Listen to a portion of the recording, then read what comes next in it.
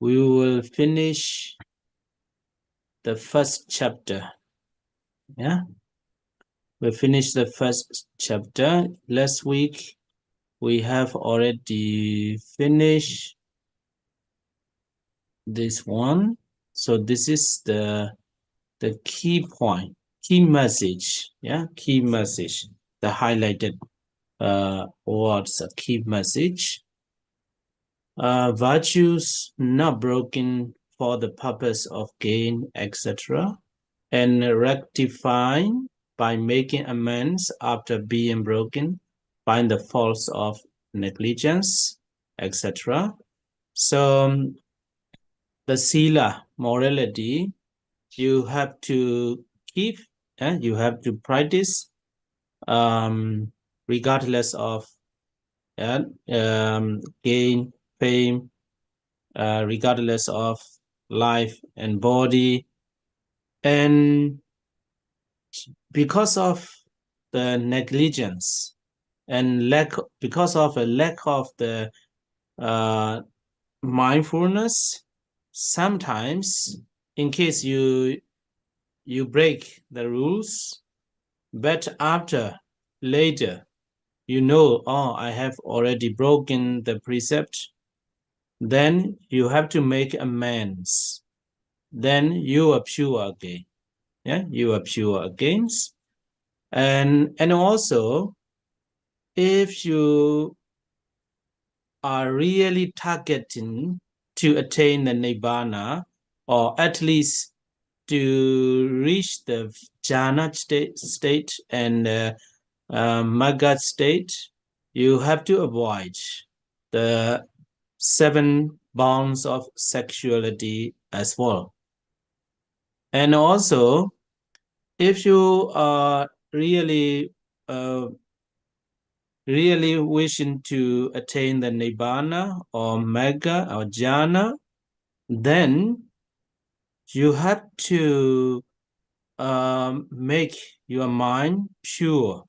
Yeah, you have to make your mind pure by getting rid of such evil things, anger, enmity, etc. In the previous page, we have already talked about that, and are called the entirely untorn, unrent, unblush, and mortal. So this is just the usage, the synonym usage, but what you have to keep in your mind is you don't break, and your morality is pure. Yeah, untorn, unrent, unblush, and immortal. It means your morality is pure. So then you have already fulfilled the morality sila, and you can continue next step, samadhi. Yeah. So yeah, that's a key points in this chapter.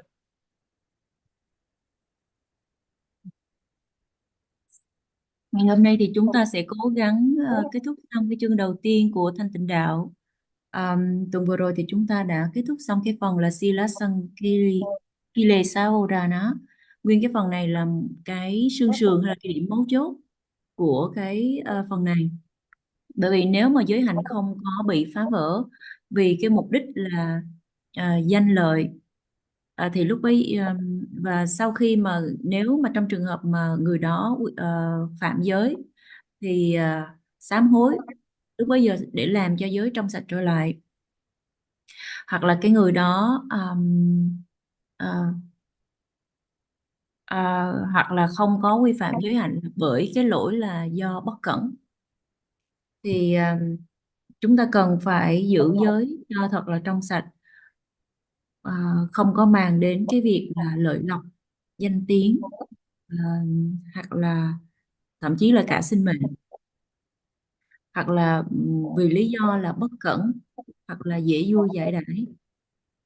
Có thể là đôi khi vì lý do là dễ vui hoặc là thiếu chánh niệm mà chúng ta vi phạm một cái điều giới nào đó, nhưng mà ngay sau đó chúng ta nhận biết được rằng mình đã phạm một điều giới nào đó và phải sám hối để làm cho giới trong sạch trở lại. Cũng tương tự như vậy, nếu mà chúng ta muốn chứng đắc niết bàn hoặc là trong trường hợp muốn chứng cái tầng thiền jhana, hoặc là các cái hoặc là chứng đạo magga, thì chúng ta bắt buộc phải tránh 7 cái trường hợp liên quan đến cái việc là gọi là quan hệ tình cảm. Cái phần mà bảy cái quan hệ tình cảm ở đây thì trong cái buổi học hôm trước thì Ngài cũng đã có đề cập rồi. Ở đây chính xác đó là 7 trói buộc của dục. Và nếu mà chúng ta có cái mong muốn, nếu mà chúng ta thực sự mong muốn là chứng đắc đạo quả niết bàn hoặc là chứng thiền, thì chúng ta bắt buộc phải làm cho tâm của mình trong sạch bằng cái việc thoát khỏi những cái loại phiền não, chẳng hạn như là tham dục, sân hận, hoài nghi, vân vân. Và hãy luôn nhớ trong tâm một điều rằng chúng ta cố gắng hết sức để mà không có phạm giới, làm sao để giới không có bị lũng, bị rách, bị lốm đốm. Thì có như vậy, lúc bấy giờ giới của chúng ta được trong sạch, nghĩa là chúng ta đã hoàn tất cái chặng đường đầu tiên và để sẵn sàng chuẩn bị cho cái bước tiếp theo, đó là tu tập định Samadhi. Yes, Okay. So the rest paragraphs, what I thought is not necessary to know. We have already talked about the morality a lot, so that's why we will not go very detailed, and the less paragraphs like here.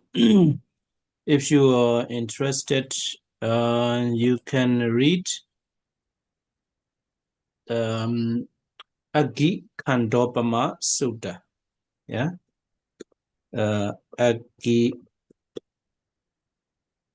Agikhandopama, very long, Sutta. Yeah. Agikhandopama Sutta. I think you can find in the Vietnamese version. I hope so. And yeah, this is a brief of the Agikhandopama Sutta. So I will not read. And then this is just the sutta. Yeah. So this is let's finish the first chapter.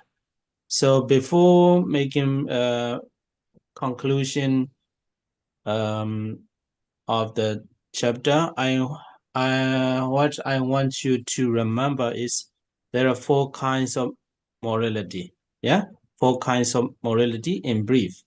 So after finish this chapter, these 4 kinds of morality you have to remember.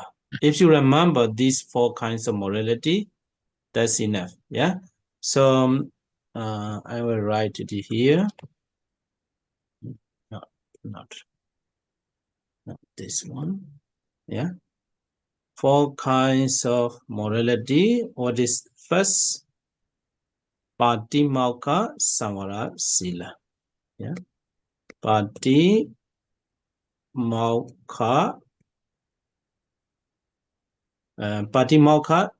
Samvara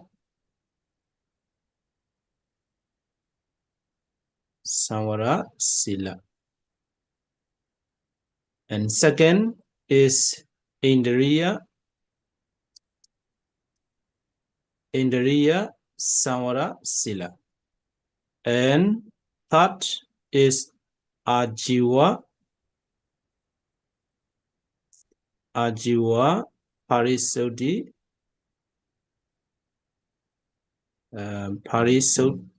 Sila. And the fourth is Pajaya Sannesita Sila.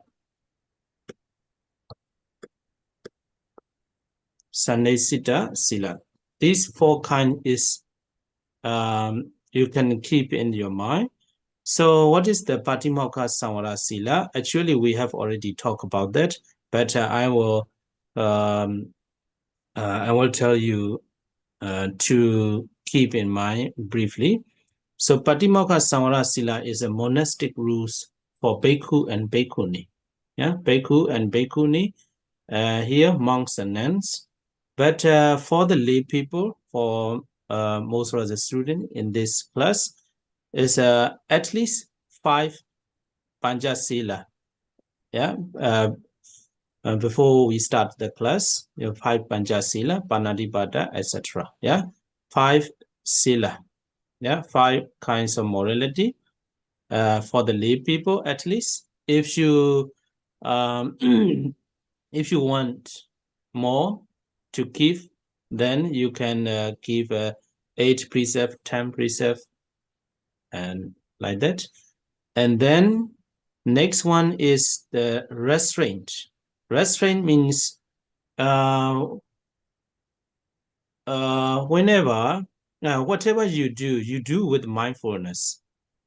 You have the ability to control your eye faculty, ear faculty, and if you think some kind of objects, some objects can make you arouse your desire, sensual desire, then you avoid it.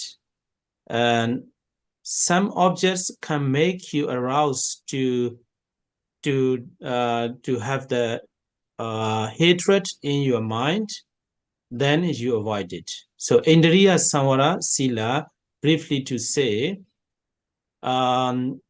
controlling your eye faculty, ear faculty, etc., with mindfulness. So that one also we call the restraint virtue, the virtue of restraint, or Indriya Samvara Sila. Yeah. So this is second. And the third is Ajiva Parisuddhi Sila. Ajiva Parisuddhi Sila is for the monks and nuns. We have already talked about that. In Sashin, the requisites, the honesty we should have. Yeah. For example, I don't have any kind of absorption jhana or any kind of mega state. I didn't reach that, but I pretend. Okay, I will pretend as if I have attained the Nibbana, I have attained the Sotapadimagga, etc., with the purpose of getting requisites or getting offerings from the people. Yeah, from the people. So that, if so, my Ajiva Parisuddhi Sila is not pure. Yeah, it's a dirty. So Ajiva Parisuddhi Sila means right livelihood. Yeah, right livelihood. So for the lay people as well, when you earn money and when you are doing business, you for the Abhidhamma learner, you may sama what is it? Sama Vaja, Sama Kamanda, Sama Ajiva. So 3 weirdies. Out of 3, Sama Ajiva means you make a business by avoiding false speech, etc. And so this is called the Ajiva Parisuddhi Sila. So you make your business without breaking any morality, any precepts. This is called the Ajiva Parisuddhi Sila. So the last one is Pachaya Sannesita Sila. Pachaya Sannesita Sila, it means when you use that kind of Sila, morality also, we have already talked a lot of time.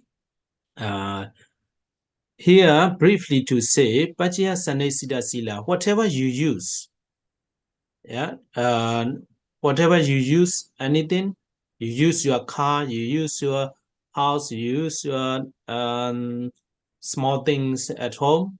When you eat, yeah, when you use the water, everything, whatever you are doing, you have to cultivate you have to cultivate, or you have to review.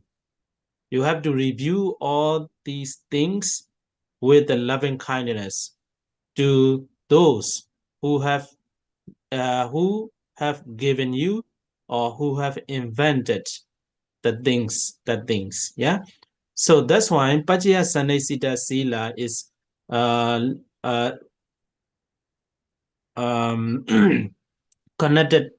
mainly connected with the wisdom, and also loving kindness also included there. So as monks and nuns, whatever we are using, so eating, lying on bed, so everything's supported by lay people. So that's why we have to review ourselves and use this with the purpose to promote and propagate, for the promotion and propagation of Buddha Sasana, and also to practice the meditation, etc. Yeah, not to not for the strength, like a young boy or something like that. So this is called the Pajaya Sannesita Sila. Whatever we are using, we have to use with wisdom and loving kindness. So if you know all these four kinds of morality or virtue, then you practice it. You live in accordance with these four. Your morality is pure. So if your morality is pure, then if you continue to practice the samadhi, your samadhi will develop very quickly. So that's why we give a lot of time in this chapter. Yeah.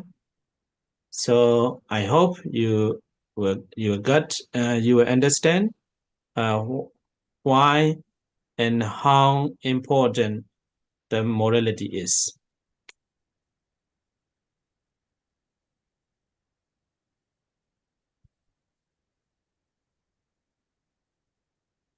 Hello.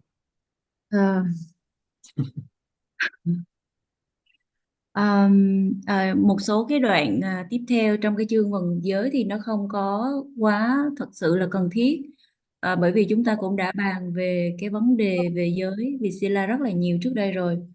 Nhưng mà ở đây nếu có quý vị nào mà cảm thấy mình có hứng thú để mà tìm hiểu thì quý vị có thể tìm đọc trong cái bài kinh mà tiếng Pali đó là Akikhandhopammasutta, bài kinh lửa trong Tăng Chi Bộ Kinh thuộc phần đại phẩm. Thì trước khi mà đưa ra cái phần kết luận của cái chương này thì Ngài muốn cho chúng ta nhớ một số cái yếu tố quan trọng, đặc biệt đó là chúng ta nhớ về cái tứ thanh tịnh giới. Tứ thanh tịnh giới thì gồm có 4. Thứ nhất là biệt biệt giải thoát thu thúc giới hay là Patimokha Samvarasila. Thứ hai đó là lục căn thu thúc giới là Indriya Samvarasila. Thứ ba đó là chánh mạng thu thúc giới Achiwa Parisuddhi Sila. Và thứ tư đó là quán tưởng thọ vật dụng giới Bhakchaya Sannistasila. Vậy thì biệt biệt giải thoát thu thúc giới là như thế nào? Thì chúng ta đã bàn về cái vấn đề này rất là kỹ rồi. Tuy nhiên ở đây thì sư sẽ nói cho chúng ta một số cái ý chính. Thì cái biệt biệt giải thoát thu thúc giới là những cái giới mà chỉ dành cho tỳ khưu và tỳ khưu ni, hay là chư tăng và ni. Đối với hàng cư sĩ thì ít nhất là đối với những quý vị học viên có trong lớp học này thì ít nhất là quý vị sẽ phải giữ 5 giới là Panchasila, là 5 cái giới mà quý vị đã thọ vào đầu cái buổi học. Còn nếu trường hợp quý vị muốn thọ nhiều giới hơn thì quý vị có thể thọ 8 giới hoặc là 10 giới. Thứ hai đó là lục căn thu thúc giới Indriya Samvarasila. Ở đây tức là bất cứ điều gì mà chúng ta làm, chúng ta cần phải làm với sự chánh niệm. Chúng ta phải có cái khả năng là thúc liễm hay là thu thúc, kiểm soát các căn giác quan của mình. kiểm soát mắt, tai, mũi, vân vân. Trong trường hợp mà có những cái đối tượng nào đó mà nó xuất hiện ở các căn giác quan và nó khiến cho những cái loại phiền não hoặc là những cái dục tham nó nổi lên, thì lúc bấy giờ chúng ta cần phải xúc liễm giác quan hoặc là tránh nó đi. Hoặc là trong trường hợp mà có những cái đối tượng nào đó khiến cho cái sự sân hận khởi lên trong tâm, thì chúng ta cũng cần phải tránh nó đi. Vậy thì lục căn thu thúc giới tức là cái việc mà phải xúc liễm hay là kiểm soát các căn giác quan bằng sự chánh niệm. Thứ ba đó là chánh mạng thu thúc giới Ajiwa Parisuddhi Sila. Tương tự giới này cũng dành cho chư tăng ni. Chúng ta cũng đã bàn luận rất là kỹ rồi, và đặc biệt là trong cái phần mà đề cập đến cái việc tứ vật dụng đó, thì ở đây cái phần này nhấn mạnh đến cái sự chân thực hay cái sự thành thực. Đó là cái yếu tố mà chúng ta cần phải có. Chẳng hạn như nếu mà mình chưa có chứng thiền, mình chưa có chứng đạo quả niết bàn, nhưng mà mình lại giả vờ như thể mình là người đã chứng niết bàn, chứng đắc một cái tầng thánh nhập lưu, hay là chứng thiền, với cái mục đích rằng là sẽ được nhận cái của bố thí cúng dường từ đàn đa tín thí, thì lúc bấy giờ cái chánh mạng thu thúc giới bị bẩn, không có được thanh tịnh. Vậy thì cái chánh mạng thu thúc giới này nó tương ứng với cái việc đó là gì? Chánh mạng. Đối với hàng cư sĩ thì khi mà quý vị làm một công việc nào đó để kiếm tiền, hoặc là có cái công việc kinh doanh của mình, thì quý vị cũng cần phải tránh những cái mánh khóe làm sao mà kiếm tiền một cách là phải tránh cái việc kiếm tiền không có trong sạch. Tránh cái việc mà mình kiếm tiền bằng cái việc mình vi phạm một cái điều giới nào đó, thì đây được gọi là cái chánh mạng. Thứ tư đó là quán tưởng thọ vật dụng giới, là Bhaccaya Sannistasila. Chúng ta cũng nói về cái phần này khá là nhiều rồi. Ở đây gọn lại thì bất cứ điều gì mà chúng ta sử dụng, bất cứ điều gì kể từ chẳng hạn như là xe hơi, nhà cửa, cho đến những cái vật dụng nhỏ bé trong cái ngôi nhà của mình, chẳng hạn như khi mình ăn hay là khi mình sử dụng nước, bất cứ điều gì, thì lúc bây giờ chúng ta cần phải quán tưởng, xem xét những cái những cái vật dụng mà mình thọ nhận với cái tâm từ hướng đến những cái đối tượng mà đã cho mình cái điều đó, hoặc là hướng đến những cái đối tượng mà đã phát minh, phán kiến ra những cái vật phẩm, những cái vật dụng đó. Đó là lý do vì sao mà cái quán tưởng thọ vật dụng giới nó lại liên quan đến trí tuệ và tâm từ. Bởi vì đối với chư tăng ni thì bất cứ điều gì mà chúng ta sử dụng, là bất cứ cái điều gì mà chúng ta được hỗ trợ từ hàng cư sĩ, lúc bây giờ chúng ta cần phải sử dụng với sự quán tưởng rằng tôi sử dụng cái điều này với mục đích là để duy trì cái thân mạng này, để mà thực hành thiền, để mà phát triển Phật giáo được trường tồn, chứ không phải sử dụng nó vì mục đích là vui đùa hay là hưởng thụ. Vậy thì tất cả những gì mà chúng ta sử dụng, chúng ta cần phải sử dụng với trí tuệ và với tâm từ. Và nếu mà chúng ta biết tất cả 4 cái loại giới này, hay được gọi là nếu mà chúng ta biết nắm vững tứ thanh tịnh giới, và chúng ta thực hành theo tương ứng với chúng, thì lúc bấy giờ là cái giới hạnh của chúng ta nó được trong sạch.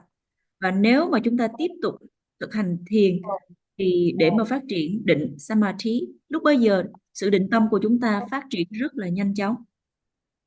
Đó là lý do vì sao chúng ta đã dành ra rất là nhiều thời gian cho cái chương đầu tiên về giới này. Bởi vì Ngài mong rằng là chúng ta hiểu được cái tầm quan trọng, cái lý do vì sao và cái tầm quan trọng của Sila. Okay, so we have completed the first chapter. So what we are going to talk about is the next chapter is Dutanga Naitisa. Yeah, Dutanga Naitisa. So altogether you have to study 23 chapter. So only one chapter you have finished. Yeah. So better this chapter, Dutenga Nadisa, I will not take a lot of time because this is not the must. Yeah, not the must to do. If you want, or if you want to make your morality, sila, more pure. So just in case you want to make your morality more pure, you need this chapter. Yeah, for the ordinary people, all the practice in this chapter for the ordinary people is very difficult. Yeah, very difficult. But for some people, not very difficult. You will see it. Yeah, you will see it. But if you wish to practice, you can continue practicing the morality by fulfilling this 13 accepted practice. That's why the Buddha laid down for such a person. Yeah, for such a person. But one thing you have to keep in mind is not the must do. But the first chapter you must without establishing the morality as a foundation in your practice, then you cannot continue. But without these 13 kinds of accepted practices, you can continue to another level. Yeah, so that's why we will not take a lot of time on this chapter. Yeah, but you should know the Buddha's practice one by one. So that's why we will talk, but not we won't be here long. Yeah, okay. Chúng ta đã kết thúc xong chương đầu tiên. Bây giờ chúng ta sẽ chuyển sang chương tiếp theo, đó là Duttanga hay là phân tích giảng giải về các cái pháp khổ hạnh. Vậy thì có tổng cộng chúng ta sẽ phải học 23 chương. Tuy nhiên chúng ta chỉ mới kết thúc một chương mà thôi. Thì ở cái chương này thì sẽ không có tốn quá nhiều thời gian của chúng ta, bởi vì đó không phải là một cái điều bắt buộc mình phải làm. Nhưng mà nếu mà quý vị muốn làm cho cái giới hạnh của mình nó trở nên trong sạch hơn nữa, thì trong trường hợp đó thì quý vị cần cái chương này. Bởi vì đối với những người bình thường đó, cái việc mà thực hành những cái pháp khổ hạnh này nó rất là khó. Tuy nhiên đối với một số người thì họ cảm thấy không có khó để mà hành theo những pháp này.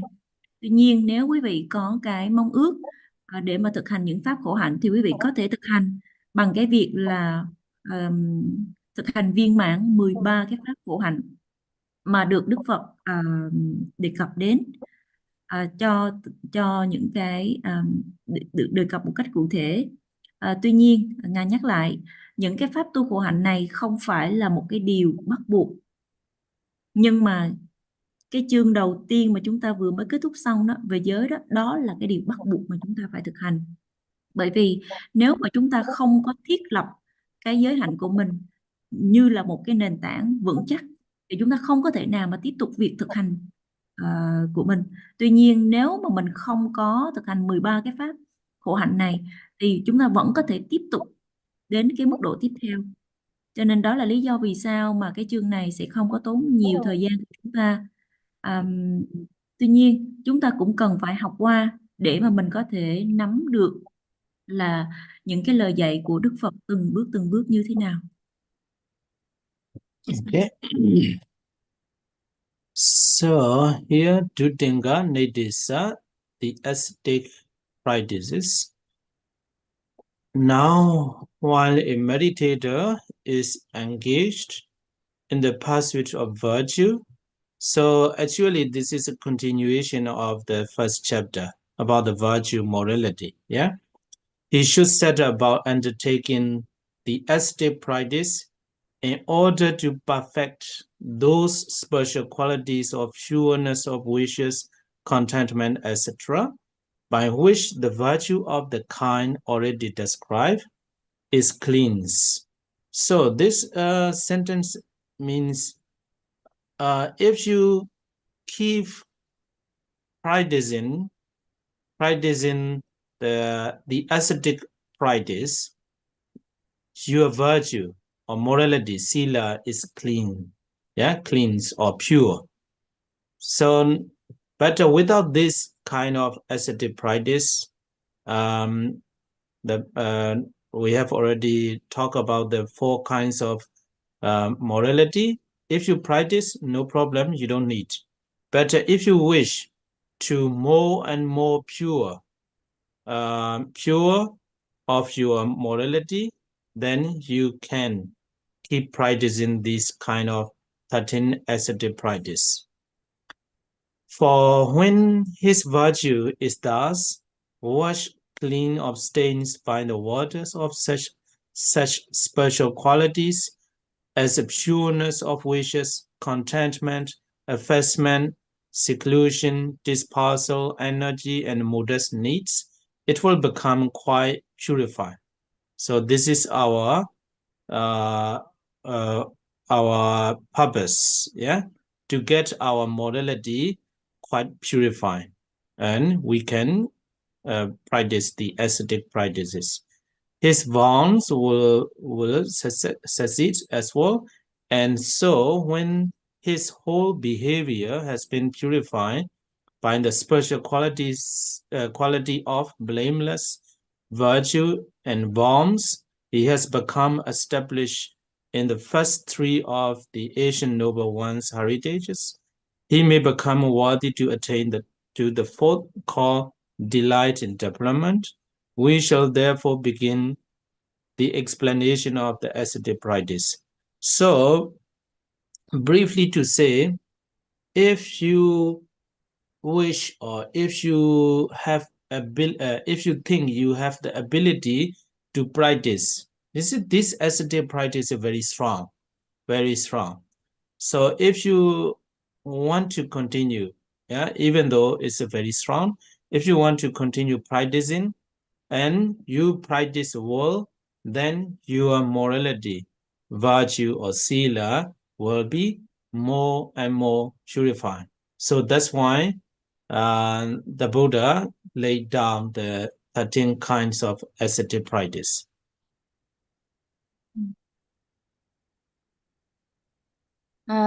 Chúng ta tiếp tục đến cái chương này.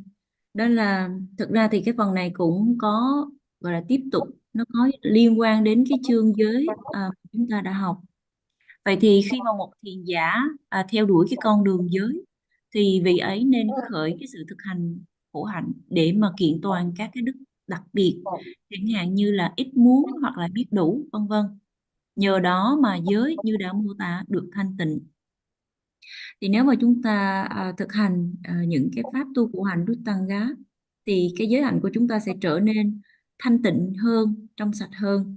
Tuy nhiên ở trong trường hợp mà nếu mà chúng ta không có thực hành ở Ruttanga, mà đặc biệt là nếu mà chúng ta thực hành theo tứ thanh tịnh giới một cách là cẩn thận thì điều đó cũng đủ.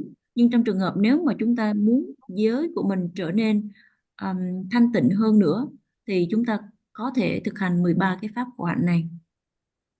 Và vì khi mà giới của vị ấy đã được thanh lọc khỏi những cái ô nhiễm bằng những thứ nước như thiệu dục, tri túc, viễn ly, độc cư ở những trú xứ vắng, tinh cần, ít nhu cầu, thì giới sẽ trở nên hoàn toàn thanh tịnh.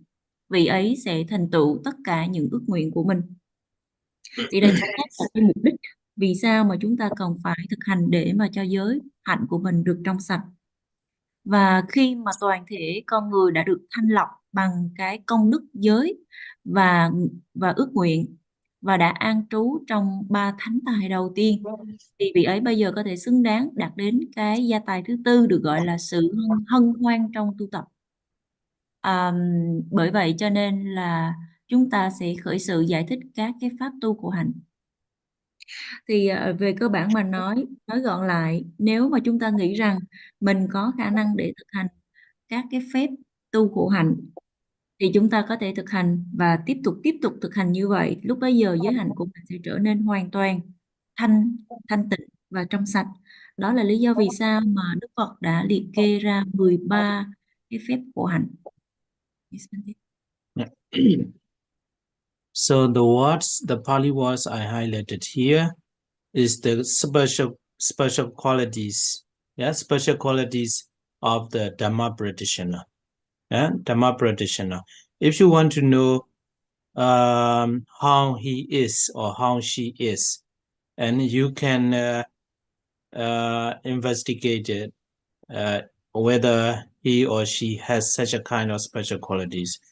As monks and nuns especially, if he or she has the pureness of wishes, and if he has the contentment, effacement, seclusion, dispersal, energy, and here energy means always trying hard in practicing meditation. Yeah, energy. Yeah, not other kinds of energy. Yeah, and modest needs. And as monks and nuns, we need some requisites, but not more than what we should have. Yeah. So here in Pali, abhijjhata. The abhijjhata is a pureness of wishes, and sandotita, contentment, and sanlika. Sanlika is effacement, and paviveka is a seclusion, and pajaya is the dispersal, and viriya ramba. Viriya ramba is an energy. So energy alone you will not understand. So energy means I have already talked about that, and always trying hard or striving in practicing meditation. It is energy.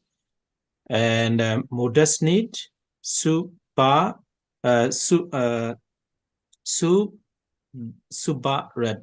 Yeah, subharata. So this is the modest needs. So this is the special qualities of the real Dhamma practitioner.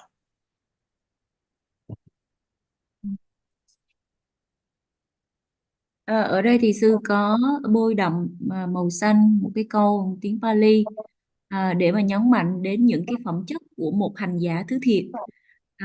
Thì nếu mà chúng ta muốn biết thử là liệu cái vị đó có phải là một hành giả thứ thiệt hay không, thì chúng ta có thể là tìm hiểu hay là thẩm sát điều tra xem dựa trên một số cái tiêu chuẩn hay là một số cái đặc tính này.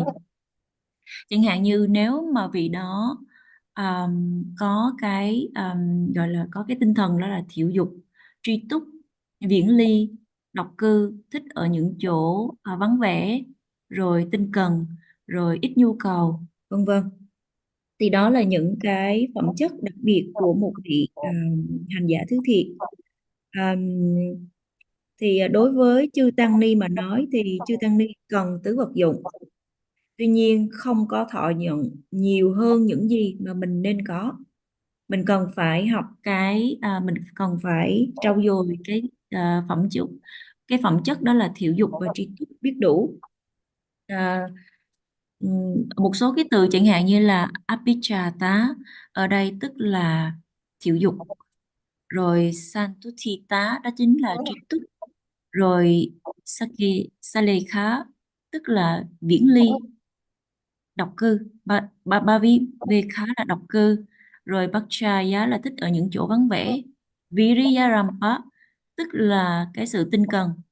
Tinh cần ở đây tiếng Anh họ dịch là energy, mình không có dịch là năng lượng, mà mình phải hiểu đó là cái sự nỗ lực, cái người đó luôn luôn cố gắng hết sức mình để mà thực hành thiền. Rồi saparata chẳng hạn như là cái phẩm chất là ít cái nhu cầu, vân vân. Vậy thì đây, tất cả những cái điều này là những cái phẩm chất của một hành giả thực sự. Yes, So what are the 13 kinds of ascetic practices? 13 kinds of ascetic practices have been allowed by the Blessed One to cleanse men who have given up the things of flesh and regardless of body and life are desirous of undertaking a practice in conformity with their aim. They are the refuse rack wearers practice. This is the first practice. So refuse rack wearers practice in Pali is Pansu Kuli Gangan. So you will have to learn later in detail. Yeah. So here I will not explain detail because after that you will have to learn here one by one. There's a detailed explanation. So refuse rack wearer wearers practice, and this is the first practice, and second is the triple rope wearers practice in Pali Te Chiwari Gangan, and later you will have to learn one by one translation as well, but here is just as a content, yeah, contents. The triple rope wearers practice, and next one is the alms food eaters practice, and next one in Pali is Penda Pati Gangan. It's a golden arms round, yeah. In Vietnam also, I think in Myanmar there are a lot of monks that are going out for food. So this one also a kind of ascetic practice. And next one is house to house seekers practice in Pali Sabrana Chari Gangan Sabrana Chari Ganga. And next one is one sessional practice. One sessional practice in Pali Eka Sanikanga. Eka Sanikanga. So Eka Sanikanga is practice in many monasteries in Myanmar. It's only one meal, yeah, only one meal, no breakfast, no dinner, only lunch, yeah. Even in that kind of ascetic practice, there are a lot of rules you will have to learn later. And next one is the bowl food eaters practice. Here, bowl food eaters practice Pata Painti Ganga. So Pata Painti Ganga, you know, when you are offering foods to the monks, you give a lot of curry on the table. You lay the curries on the table, but Pata Painti Ganga is with the bowl. You put inside the bowl. As the monks must eat everything he receive in the bowl. Yeah, only that. Yeah, he should not say I want this, etc. Yeah, so you have to learn later in detail. Next one is the later food refusers practice. The later food refusers practice in Pali is Kalupicha Bati Gangan. Kalupacha Bati Gangan. Later food refusers practice. You know, here sometimes the translations are quite funny, but I'm not blaming. I also don't know how to translate it. You know, it's a very difficult to translate from Pali to English. Here, later food refusers practice only this English you will not understand. Yeah, and also even in Pali, only this Pali words you will not understand without further explanation. So later food refusers practice, for example, so you offer the food to me, and then I'm eating. Then I say, when you offer more, Bande, take more rice. That's enough. I'm full. But later, maybe some reason the curry is good, nice, good, very delicious. I want more. Hey, please give me some more rice. I have already refused. I'm enough, but I want more. So then it's a breaking of this kind of ascetic practice. Yeah. So if you have already said, that's enough, I'm full, then you are not allowed to eat more than that. So later full refusers practice. And next one is the forest dwellers practice. This is Aranyik Gangan. Aranyik Gangan. Aranya means a forest. Yeah. Forest dwellers practice. This one also is a very difficult if the place is really in the wine forest. Yeah. Thick forest is a very difficult. But and also about this, what is forest? Yeah. What is the measurement of the forest? You have to learn later. And next one is the tree root dwellers practice. Tree root dwellers practice in Pali is Roka Muli Gangan. Maybe in Asia, it looks not very difficult, but in Europe, in Europe is the weather is quite cold. Then you cannot live. You cannot practice. Yeah, the tree root dwellers practice now. Yeah, and next one, the open air dwellers practice in Pali is Abokasi Gangan. Abokasi Gangan. So that one as well, maybe in Asia, in the there are a lot of forests, you can stay there, but in here, it's not possible, I think so.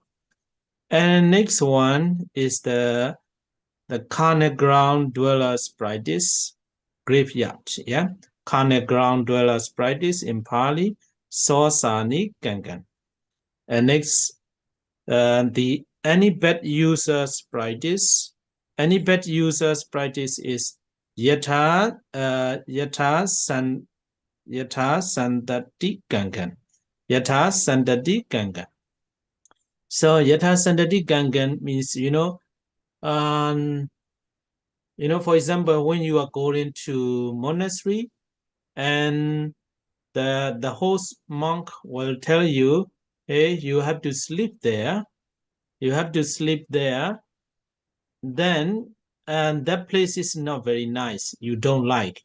Bante, I don't want to sleep on this bed or something like that. You refuse that, and then you break that kind of ascetic practice.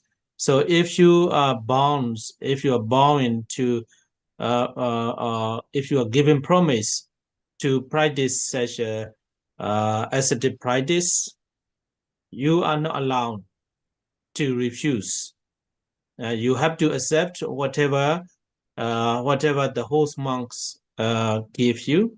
So this is this ascetic practice, any bad users practice. And the last one is the siddhas practice, Neseji Kangan. Neseji Kangan. So this is the siddha practice all the time. He does not lie down, only sitting. And also in such a practice is a very well known to some Buddhist monks in Myanmar. And they always sitting. They had never lying down after practicing this ascetic practice. They always sitting on the chair or on meditation posture, on walking, never lying down the whole life. Yeah. So this is the practice of the Neseji Ganga. So there are 13 kinds of ascetic practice.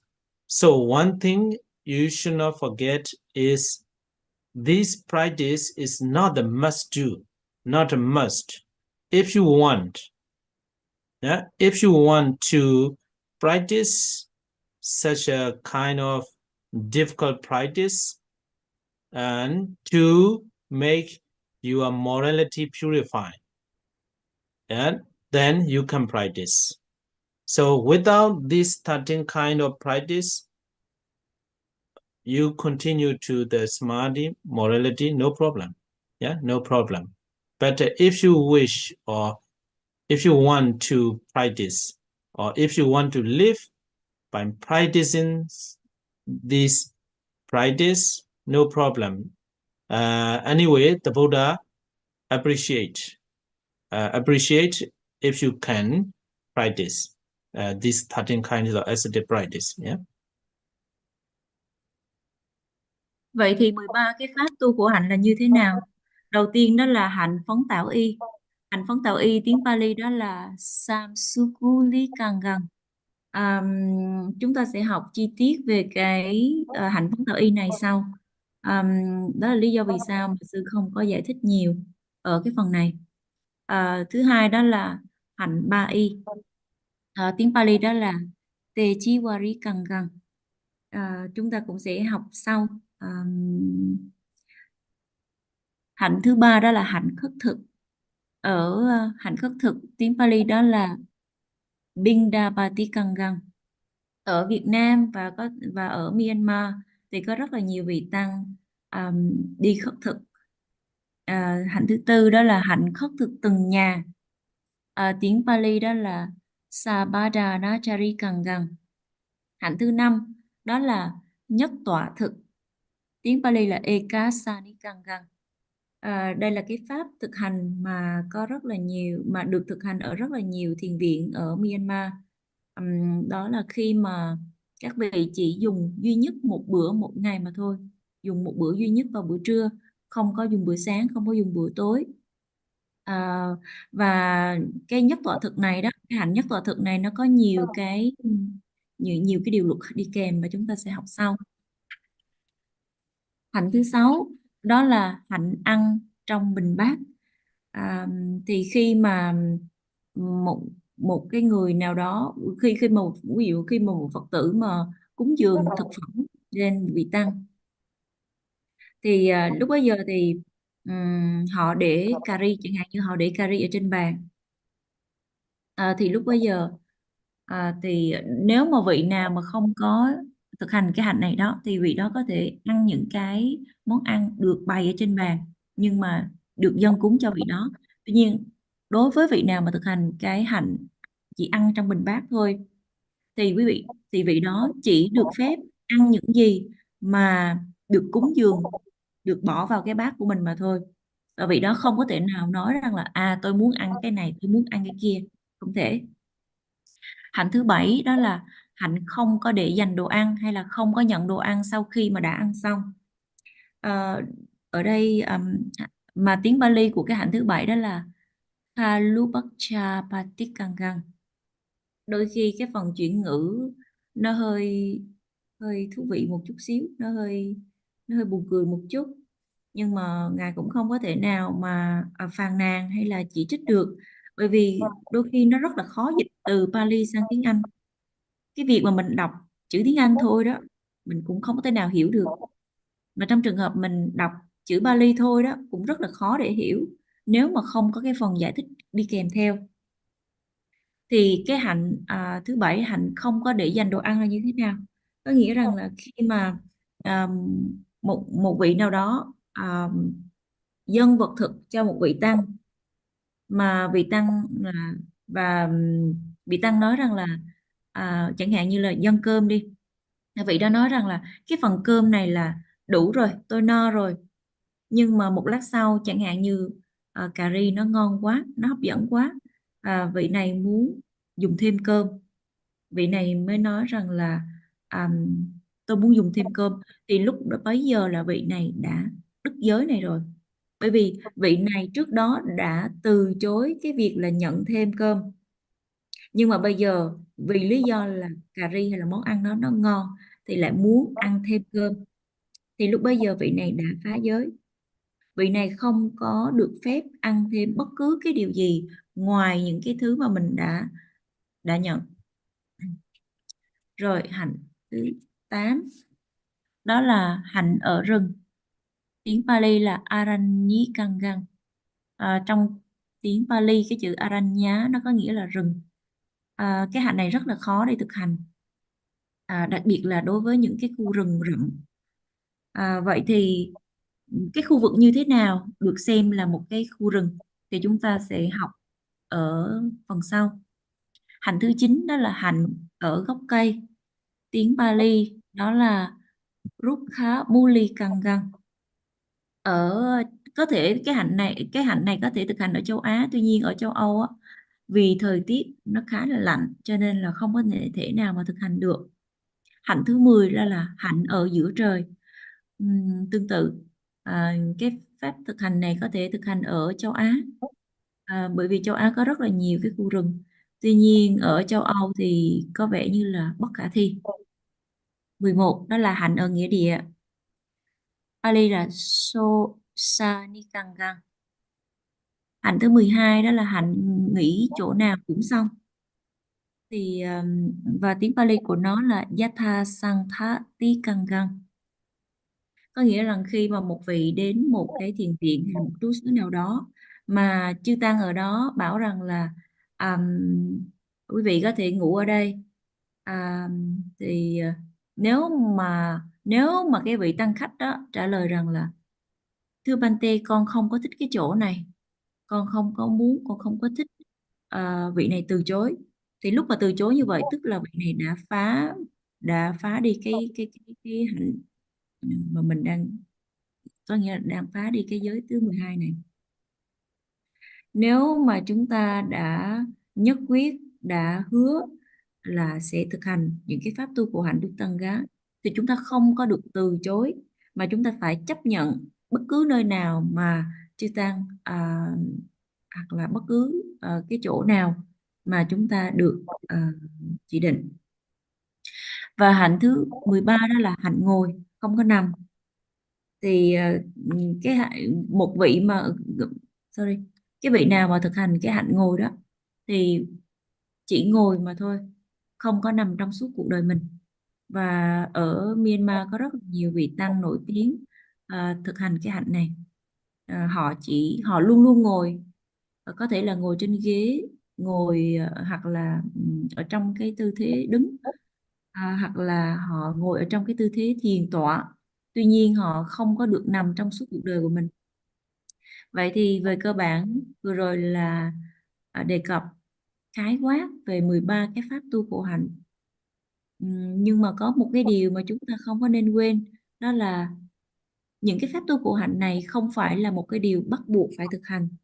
Nếu mà chúng ta muốn thực hành những cái pháp tu khó nhằn đó với cái mục đích là giúp cho cái giới hạnh của mình nó được trong sạch, được thanh tịnh, nếu mình cảm thấy mình có thể thực hành thì mình có thể thực hành. Tuy nhiên 13 cái pháp tu khổ hạnh này không phải là cái điều bắt buộc.